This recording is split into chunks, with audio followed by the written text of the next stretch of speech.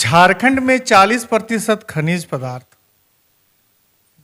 झारखंड में 39% लोग गरीब रेखा से नीचे। और शिक्षा दर क्या है, बेरोजगारी दर क्या है, और यहाँ के कल कारखानों में यहाँ के स्थानीय लोगों को 75% नौकरी।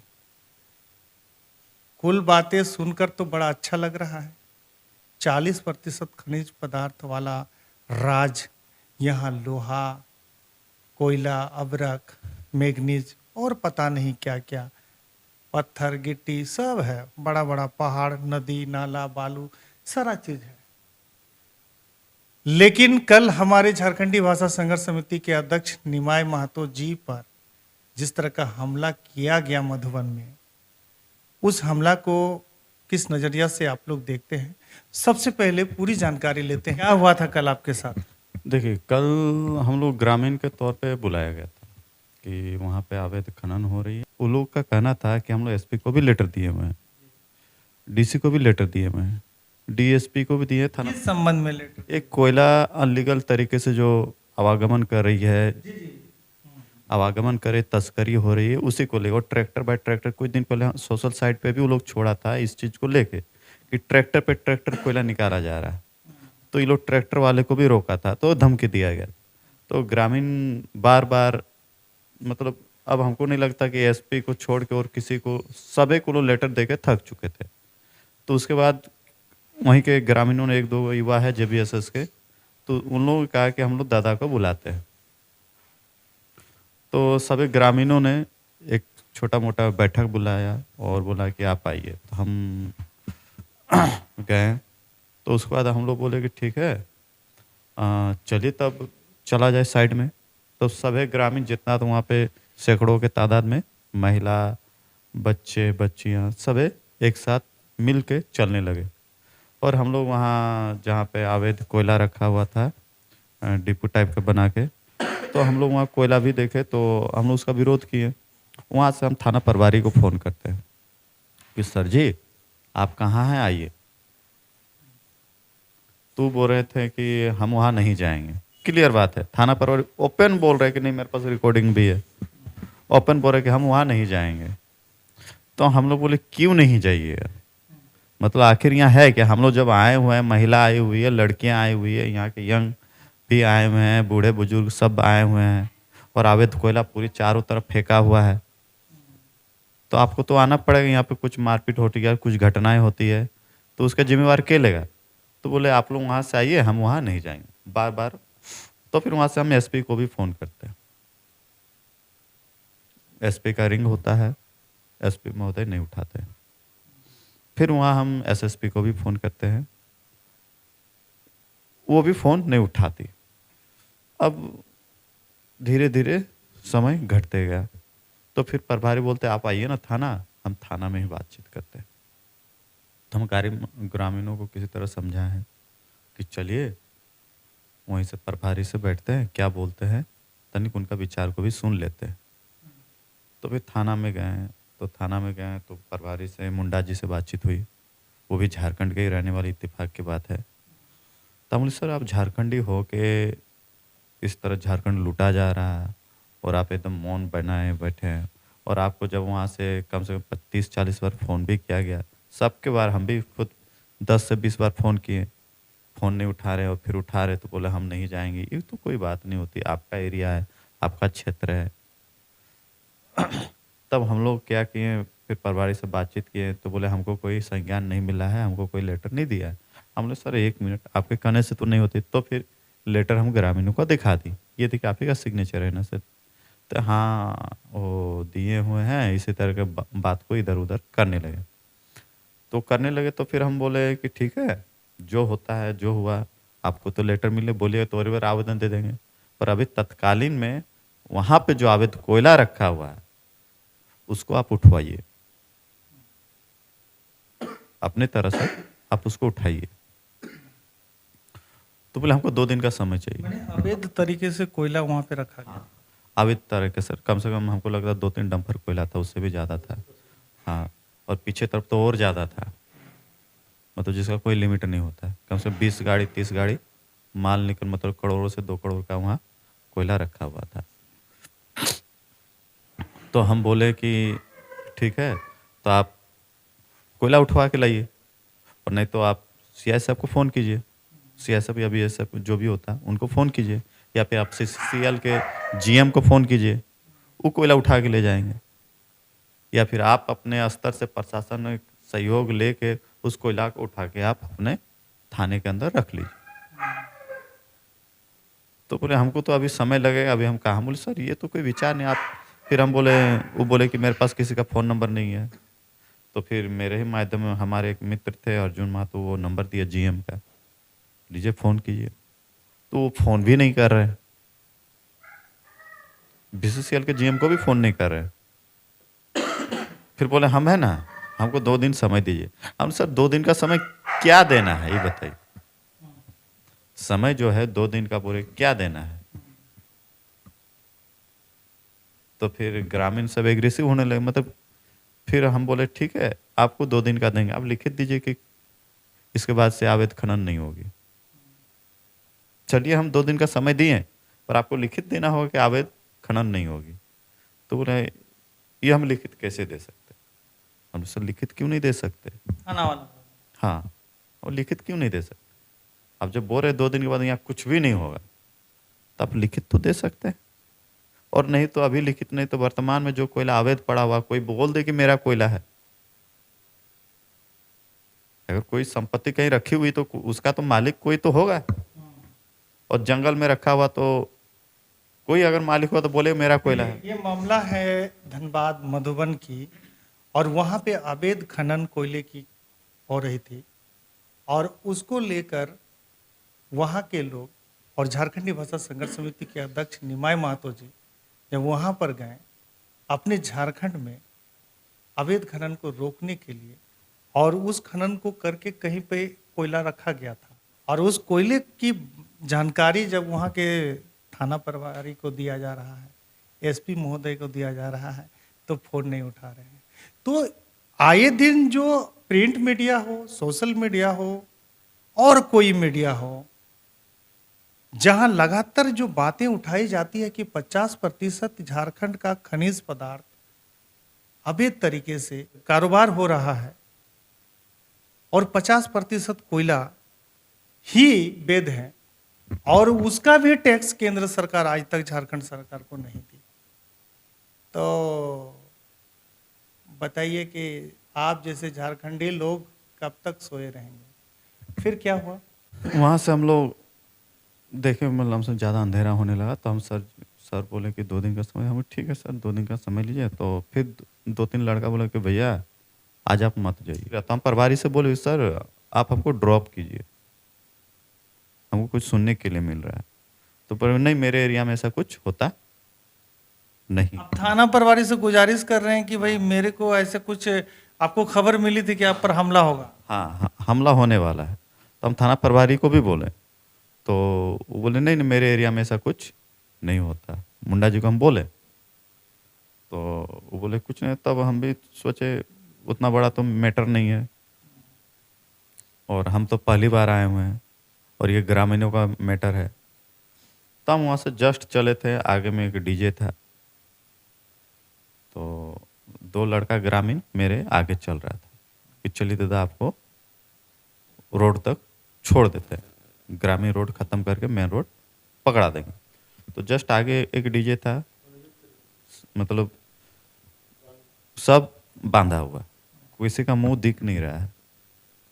आगे एक डीजे बज रहा था, हाँ और सबका सर बंधा हुआ, किसी का मुंह नहीं। हाँ, और डंडा लेके नाच रहा है। वो कहाँ के लोग थे? तो वहीं के होंगे, कुछ लोकल होंगे, कुछ बाहरी होंगे। यहाँ तो नियम है माने अवैध खनन में लोकल के बिना सहयोग से अवैध खनन हो नहीं सकता है। सकता है, ये तो सच है। ये तो सच है। और ये लीक हुई जब हम निकले, तब हमको लगता है थाने में कुछ व्यक्ति होंगे जो सूचना। आपकी गाड़ी पीछे पीछे, आगे डीजे आपको मिला। हाँ, तो जो 2 लड़का हमको लेके निकाल के जा रहा था, वो लोग जैसे गए तो हम भी थोड़ा चाँप के ही जा रहे थे, हम भी सोलो नहीं कर रहे थे, क्योंकि हमको आभास था कि कुछ होगा, क्योंकि कोई वो होता है कि वैसे भी सूचना हमको पड़ी हुई थी। तो फिर जैसे डीजे क्रॉस करते हैं, आगे बाइक वाले को घेर लिया जाता है। उस पे तड़ातड़ 40-50 आदमी लाठी मारना शुरू, जो अभी पीएमसीएच में एडमिट है। उसके बाद मेरे गाड़ी पर भी रट रटा के मारना शुरू। 2 लड़का इधर उधर भाग गया, तो फिर हम भी एक्सीलेटर चाँपे गाड़ी से, अपना चाँप दिए और उसके बाद किसी तरह वहाँ से निकले, और जैसे निकलने वाले तब राउंडिंग फायरिंग कर दिया, जो मेरे ग्लास पे भी लगी, जो चकनाचूर हो गया। आपकी गाड़ी में कितने लोग थे? हम लोग बस 2 ही थे, हम ही चला रहे थे। आप भी थे क्या? हाँ, जी जी, उस वक्त मैंने अचानक फायरिंग हुआ आगे, वहाँ भीड़ से जैसे आगे निकला। जैसे हम लोग उस जगह पर पहुंचे थे, जैसे आपको निमा जी बता रहे हैं, तो उसमें हम लोग देखें कि जो हम लोग को लड़का छोड़ने जा रहा था उसको पूरी तरह से मारना शुरू कर दिया। और उसके बाद हम लोग को ज़बरदस्ती बाहर निकलने के लिए कहा गया। हम लोग का शीशा लॉक था और तड़तड़ा के शीशा फोड़ने का प्लान पूरा चलने लगा। तो हम लोग उस दौरान अपने जान में सुरक्षा के लिए उसको गाड़ी को स्पीड करके, जो ज़्यादा चला रहे थे, गाड़ी को स्पीड करके आप लोग वहाँ से निकल गए, फिर वह तुरंत पुलिस को ये सूचना दी? हाँ, पुलिस को सूचना क्या दे, एसपी साहब का मोबाइल नॉट रीचेबल। बात को समझे, पहले तो रिंगो हो रहा था, उसके बाद नॉट रीचेबल हो गया।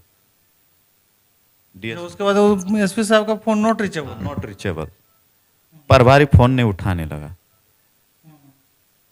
तो समझ जाइए कि वो लोग की मनसा क्या थी। और जबकि हम कम से कम, अभी मेरे मोबाइल में डायलिंग में है, 15 से 20 बार फोन मारे। अभी? हाँ, नहीं तब, उस समय। उसके बाद कोई फोन नहीं उठाया रात भर। न थाना प्रभारी ने एसपी साहब फोन उठाया? कोई नहीं। आपको सरेआम कुत्ता जैसा दौड़ा के मारने का पूरा प्लान था कल। आप ये घटना हो जाता है, उसके बाद थाना प्रभारी इन्वेस्टिगेशन करने आते साइट पर कि ये मर्डर हुआ है, यहाँ पे तोड़ फोड़ हुआ है, यही चीज़ था। जब इतना खुले तौर पर अगर यदि माफिया चल रहा है तो फिर प्रशासन सो क्यों रही? और प्रशासन अगर यदि सो रही है, फिर एसपी साहब से कब बात हुई? एसपी साहब अभी तक फोन नहीं उठाया हुआ है। अभी तक? अभी तक वीडियो रिकॉर्डिंग हो रहा है लगभग 12 बजे का। अभी तक हमको लगता है कोई जानकारी भी नहीं हुई। अभी हम एगो मीडिया प्रिंट देखें, उस पे भी पूरी तरह से अच्छी तरह से छापा भी नहीं गया है कि किनको छोड़ने के लिए आए हुए थे। तो ये है घटना धनबाद मधुबन की, जो झारखंडी भाषा संघर्ष समिति के अध्यक्ष निमाई महतो जी वहाँ पर पहुँचे थे। अवैध कोयला की खनन हो रही थी और अवैध खनन को रोकने के लिए वहाँ के ग्रामीणों ने एक, मान के चलिए, एक सभा बुलाई थी और सभा के माध्यम से जो निर्णय हुआ, उसके बाद हम लोग गांव से बाहर गए जहाँ पे अवैध खनन करके कोयला रखा गया। हाँ, और वो हम लोग लाइव भी चलाए हुए हैं, सभी को सोशल साइट में चला होगा, आप खुले आम देख सकते हैं कि खुला कोयला रखा हुआ है। प्रभारी से जो बात हुआ वो भी सीधा लाइव चला है, आप वहाँ से भी देख सकते हैं, बातचीत कर रहे हैं, ऑन द लाइव चला है। मतलब कोई लुका छिपी नहीं, कोई एडिटिंग नहीं, कुछ नहीं। तो झारखंड को किस तरह लोग चला रहे हैं, झारखंड किनके हाथ में है? झारखंडी भाषा संघर्ष समिति के अध्यक्ष निमाई महतो जी को कहीं ना कहीं प्रशासन मरवाने की साजिश हो रही है। इसको आप खुल के बोल सकते हैं कि मरवाने की साजिश कर यहाँ रहे हैं। पे दो निमाई महतो और मिथिलेश महतो का कल जान एकदम पूरी तरह से जाने का पूरा अनुमान था। कॉल भी आया हुआ था कि आप इस तरह का जो वीडियो डाल रहे हैं उसको बंद कर दीजिए और ग्रामीणों का समर्थन में कुछ भी आप इन्वॉल्वमेंट मत कीजिए। तो बताइए, आप लोग बताइए, घटनास्थल से आप लोग फोन किए थे पुलिस को, एसपी को भी? वहाँ फोन नहीं लगा। प्रभारी का रिंग हो रहा था उधर, तो एसपी का नॉट रीचेबल, प्रभारी का आपका रिंग हो रहा था, वो फोन नहीं उठा रहा। एसपी का माने पर्सनल फोन नंबर था कि office? Officially number not reachable, officially जो नंबर। हाँ। तो समझ लीजिए कि ये कितना बड़ा षड्यंत्र है झारखंड में। अगर कहीं आप सही बात करते हैं तो आप पर आपकी जान की खतरा हो सकती है। ये बात इनके बात से ये प्रूफ हो रहा है कि किस तरह प्रशासन के सामने ये पहले गुजारिश करते हैं कि सर हमारी जान को खतरा है, कहीं मुझे ये मैसेज मिल रहा है कि आप मेरे साथ चलिए, मुझे छोड़ दीजिए। बीच रास्ते में फिर इन पर अटैक होता है। थाना प्रभारी मतलब फ़ोन ही नहीं उठाते हैं। एसपी साहब का जो ऑफिशियल नंबर होता है उस पे भी फ़ोन नहीं उठाया जाता है, और डीएसपी साहब भी नहीं उठाते हैं। अब ना। क्या बोले, हम 100 में भी डायल किया तो आप हमारे झारखंड के एक एक जो भी झारखंड वासी हैं, खास के खतियानधारी हैं, वो समझें कि आपका झारखंड किन लोगों के हाथ में है। आपके झारखंड के कानून प्रशासन किन के गुलाम हैं। बहुत गहरी बात आज सामने आई है, और इसको समझना हर एक झारखंडी के लिए बहुत ज़रूरी है। जिन्होंने कभी झारखंड को सींचा है, जिनके दादा परदादाओं का झारखंड है, और जिनके दादा परदादाओं ने कभी गुलामी सही इसी ज़मीन के लिए, आज वही ज़मीन किसी कंपनी के माध्यम से उस ज़मीन की खुदाई हो रही है, लेकिन हक अधिकार कितना यहाँ के लोगों को मिल रहा है, ये समझने वाली बात है। और ताबड़तोड़ इनको जो पहुंचाने के लिए आते हैं 2 व्यक्ति, उन पर हमला होता है। अभी वो लोग कहाँ पर एडमिट हैं? पीएमसीएच। पीएमसीएच में एडमिट है, और प्रशासन अभी तक किसी प्रकार की सुध नहीं ली है, और न ही प्रशासन को किसी तरह की जानकारी ना। अभी जानकारी अभी हम पेपर देखें तो उन लोगों लगा इसी तरह बहसबाजी हुई है। सब्जेक्ट कोई नहीं बता रहा कि कोयला माफिया के साथ हो रही है, खुल के कोई नहीं बोल रहे, पेपर में भी नहीं दे रहे।